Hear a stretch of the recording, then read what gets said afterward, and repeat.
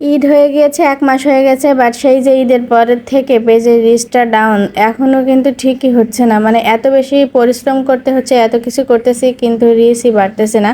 জানি না আপুদের কেমন কি হচ্ছে, অবশ্যই কমেন্ট করে জানাবেন কার কি অবস্থা। আমার তো খুবই খারাপ অবস্থা, এত বেশি পরিশ্রম হচ্ছে, পেজের পিছনে এতটা সময় দিচ্ছি তারপরেও কিন্তু রিচটা বাড়তেছে না, কেন বুঝতে পারতেছি না। লাইভও করতেছি তারপরেও কিন্তু এরকমই হচ্ছে। তো যাই হোক, কি আর করার, এখানে তো সলিউশন নেই কোনো। হাই হুতাশ করে তো আর কিছুই হবে না। তো যাই হোক, রান্নাবান্না শেয়ার করি আপনাদের সাথে। দুপুরবেলা আজকে ঢেঁড়স ভাজি করছি। ঢেঁড়সটা কিন্তু আমি একটু ভাজা ভাজা করে ভাজি করে নিয়েছি, তারপরে যে আর একটা রান্না করতেছি। অনেকদিন হলো এই মুরগিটা রান্না করা হয় না, মানে নরম প্রকৃতির মাংসটা আমার বাচ্চারা বেশি পছন্দ করে, বাট আমাদের একদমই পছন্দ না। মানে রোস্ট করলে ভালো লাগে, রোস্ট রান্না করলেই ভালো লাগে, কিন্তু এই মাংস রান্না করলে আমার কেন জানি না তেমন একটা ভালো লাগে না, মানে একটু নরম এই জন্য। তবে বাচ্চারা কিন্তু খুব পছন্দ করেই খায় এই মাংসটা, আমার বাচ্চারা খুব পছন্দ ওদের। তো একটু বড় সাইজ করে কেটে নিয়েছিলাম মাংসটা। যেহেতু এই মাংসটা অনেক নরম, এই কারণে একটু বড় করে কাটি, আর সাথে আলু দিয়ে রান্না করেছি। আমি হচ্ছে মশলাটা অনেক সুন্দর করে কষিয়ে নিয়েছিলাম। মশলাটা কষিয়ে তারপরে কিন্তু আলু দিয়েছি, আলুগুলো দিয়েছি বাচ্চাদের জন্যই, তো ওদের পছন্দ মতোই রান্না করছি। সুন্দর করে কষিয়ে নিব, তাহলে এর একটা কিন্তু বাজে একটা স্মেল পাওয়া যায়, তো এরকম থাকে না, মজাই লাগে। তো আমার মাংস রান্নাটা হয়ে গেলে আবার পটল রান্না করব।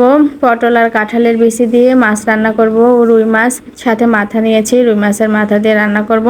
পটলটা ইদানিং ভালোই লাগতেছে, ভেজে রান্না করলে কিন্তু পটল ভালোই লাগে, আর কাঁঠালের বিচি দিয়ে পটল কিন্তু খুব মজা হয়।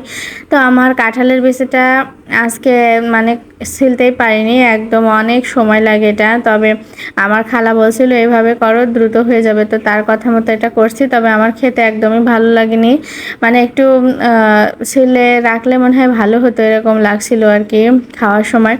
তো এই যে পটলটা আমি মশলা দিয়ে একটু ভেজে নিচ্ছিলাম, মানে কষিয়ে নিচ্ছিলাম। এরকম করে রান্না করলে খুবই ভালো লাগে, আমি সব সময় এরকম করে রান্না করি, মাখা মাখা করে একটু ভেজে নিই। আর এই কষিয়ে নেওয়ার উপরে কিন্তু পটলের টেস্টটা নির্ভর করে।